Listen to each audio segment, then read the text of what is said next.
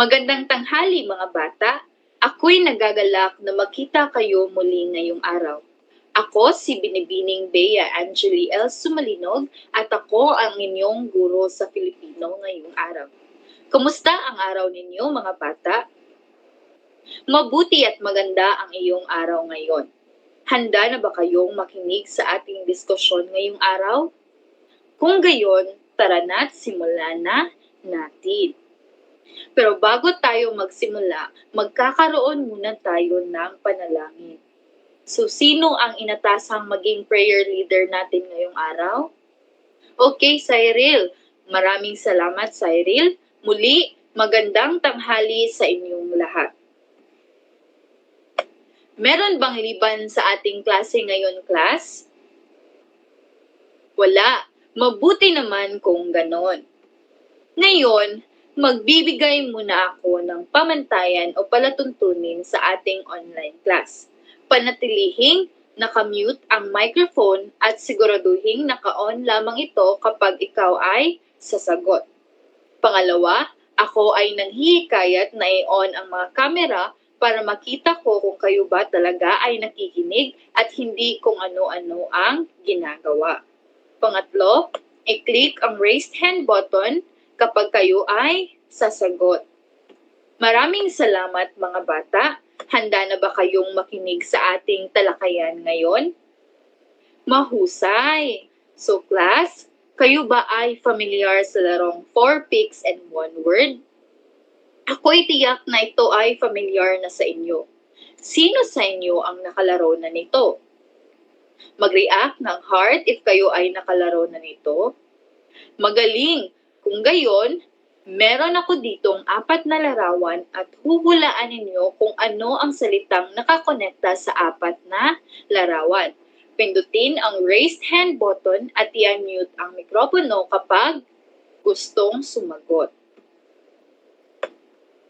Sa unang mga larawan, ano kaya ang salita?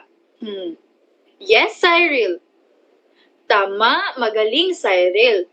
Ito ay ang salitang araw. Bigyan natin si Cyril ng virtual clap. Pangalawa, ano kaya ang salita base sa mga larawan? Yes, Iralyn. Mahusay, Iralyn. Ang salita ay nanay. Bigyan natin si Iralyn muli ng virtual clap. Pangatlo, ano kaya ito? Yes, Jiril. Napakahusay. Ito ay ang salitang bahay. Bigyan natin muli ng virtual clap si Jiril, class. Pang-apat, ano kaya ang salita batay sa mga larawan? Yes, Lionel. Napakahusay. Magaling. Ito ay ang salitang kasoy. Bigyan natin muli ng virtual clap si Lionel. At ang panghuli, yes, Mabel. Magaling. Magaling, Mabel. Ang salita ay hikaw. Ngayon, maaari ba ninyong sabihin kung ano ang mga salita kanina? Mahusay, ito ay araw, kasoy, hikaw, bahay, at nanay. Maraming salamat sa inyong kooperasyon, class. Muli bigyan ng virtual clap. Ngayon mga bata, may babasahin akong kwento o akda na pinamagatang si Pepay. Pagkatapos kong basahin, kayo naman. Pero bago ko basahin, ano nga ba dapat ang inyong gagawin? Una, makinig ng mabuti at intindihing mabuti ang kwento sapagkat may katanungan ako pagkatapos. Si Pepay. Mabait na bata si Pepay. Palagi siyang sumusunod sa utos ng kanyang tatay Islaw at nanay Titay. Isang araw na malengke si nanay Titay. Gustong sumama ni Pepay sa palengke pero hindi siya pinasama dahil hindi pwede lumabas ang mga bata dahil maulan at posibleng makadudulot ito ng sakit. Sinunod ni Pepay ang sinabi ng kanyang nanay. Nasurpresa si Pepay nang binilhan siya ng kanyang ina ng bagong suklay at masarap na kasoy. Tuwang-tuwa si Pepay. Ngayon naman, basahin ninyo ang kwento. Magaling! Ngayon, narito ang mga katanungan. Una, sino ang mabait na bata? Yes, Crystal. Mahusay. Ang mabait na bata ay si Pepay. Pangalawang tanong, sino ang tatay ni Pepay?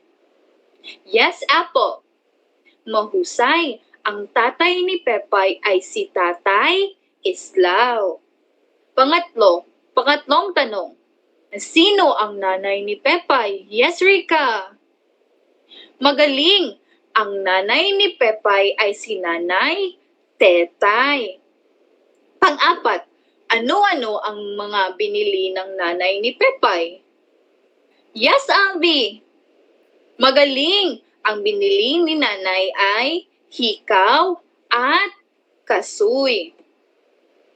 Ngayon, balikan natin ang kwento. Ano bang napapansin ninyo? Tama, mayroong mga salitang salungguhit. Maaari bang bigkasin mo ang mga salitang sinalungguhitan, Nicole? Maraming salamat, Nicole. Ngayon, class, ano bang napapansin ninyo sa mga salitang sinalungguhitan? Okay, very good. Madalas sa mga salita ay nagtatapos ng aw, ay, at uy. Ano kaya ang tawag sa mga salitang ito? Mga bata, ang tawag sa mga salitang ito ay diptonggo. Ngayon, ang ating tatalakayin ay ang mga diptonggo. Ano ang diptonggo? Ang diptonggo ay tumutukoy sa pinagsamang tunog ng isang pantig na a, e, i, u at u at malapantinig na y at w sa isang pantig. Ang diptonggo ay alinman sa mga tunog na aw, ay, e, iw, uy at uy sa isang pantig ng salita. Balikan natin ang sinalunggihitang mga salita kanina. Ang salitang pipay ay may diptonggo. Ito ay ang diptonggong ay at ito ay nakikita sa huling pantig ng salita na pay. Ang salitang tatay naman ay may diptonggo. Ito ay ang diptonggong ay at ito ay nakikita sa huling pantig ng salita na tay. Sa salitang islaw naman, ang diptonggong aw naman ang ginagamit at ito ay nakikita sa huling pantig ng salita na islaw. At ang panghuli ay ang salitang kasoy. Ito ay may diptonggong oy at ito ay nakikita sa huling pantig ng salita na soy. Nais ko ding ipaalam sa inyo na ang diptonggo ay makikita din sa unahan, gitna at hulihan ng salita, ngunit mas madalas ito makikita sa hulihang pantig ng mga salita. Narito pa ang ilan sa mga halimbawa ng mga salitang may mga diptonggo. Aking babasahin at bibigkasin ang bawat halimbawa. Pagkatapos ay basahin at bigkasin nyo ng wasto muli ang mga halimbawa. Sa diptonggong aw, araw, hikaw, galaw, sayaw, dalaw, bughaw, otoridad. Sa diptonggong ay bahay, nanay, tatay, buhay, alalay, kamay, at abay. Sa diptonggong A, cake, classmate, late, bake, waiter, skater, at spray. Sa iw naman ay aliw, paksiw, sisiw, giliw, baliw, saliw at agyo. Sa uy naman, amoy, apoy, kasoy, baboy, kahoy, kahoy, unggoy at langoy. Sa uy naman, baduy, chopsuy, aruy at huy. Maaring i-on na ninyo ang inyong mga mikropono at magsimula na sa pagbasa. Maraming salamat mga bata, napakagaling. Ngayon naman, mga bata, meron akong mga pangungusap dito. Gusto kong tukuyin ninyo ang salitang may diptonggo na ginamit sa pangungusap at sabihin kung anong diptonggo ang ginamit.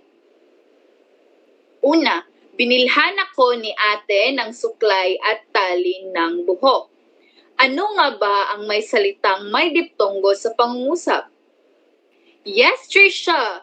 Magaling! Ito ay ang salitang suklay at ang diptonggo ay diptonggong ay. Pangalawang pangungusap, natuklaw ako ng ahas.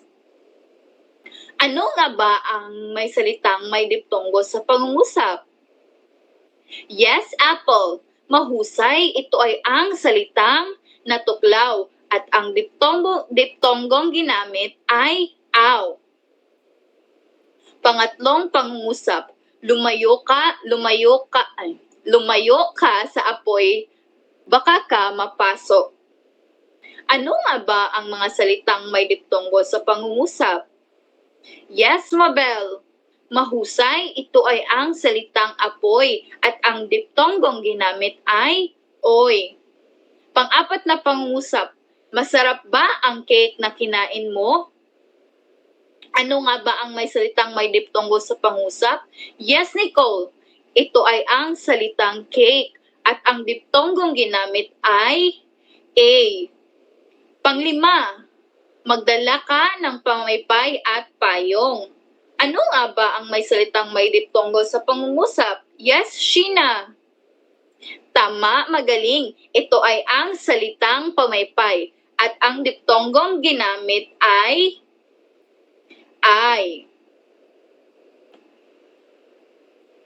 Sa pangalawang gawain, gumawa ng mga pangungusap batay sa mga salita na may diptonggo. Una, sa unang salita, sino ang makakagawa ng pangungusap? Yes, Jusan. Magaling. May dalaw si nanay mamayang umaga. Sa pangalawang salita, yes, Trisha.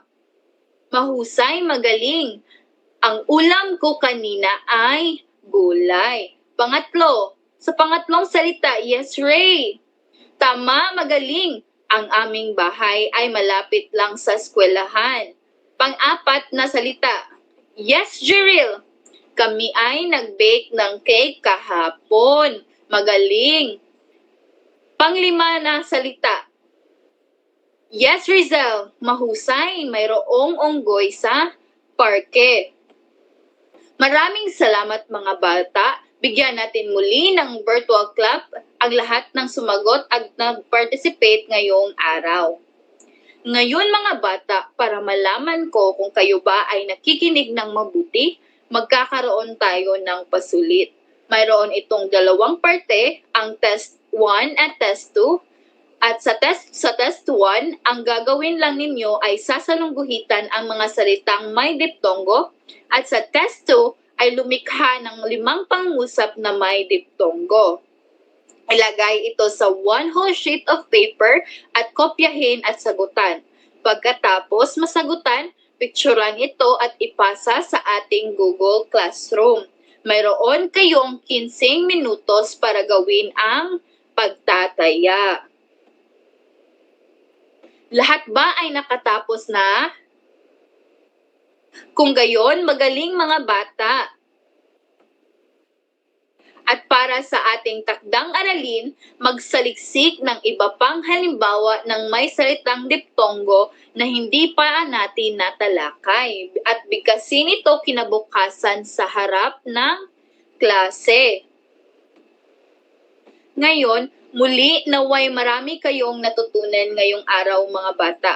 Ako muli ang inyong guro sa Pilipino, Binibining Bea Angeli L. Sumalinog, at maraming salamat sa inyong pakikinig at paalam. Bye-bye!